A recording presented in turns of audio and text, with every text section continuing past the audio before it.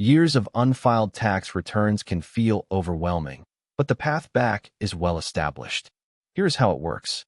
The IRS already receives your W-2s and 1099s, so it knows most of your income. If you never file, the IRS can file for you. This is called a substitute for return.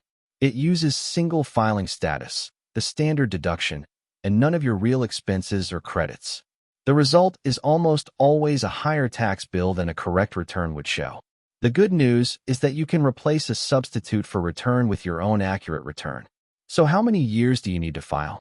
For most taxpayers, the IRS looks at about the last 6 years under its long-standing policy, though the number can vary with your facts.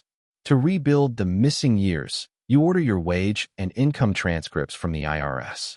These list the forms that employers and banks reported under your Social Security number. From there, you add your deductions, your cost basis, and your credits. One caution on refunds. A refund must generally be claimed within 3 years of the due date. Wait too long, and that money is lost. Penalties usually apply to late returns, but they can often be reduced through first-time abatement or reasonable cause.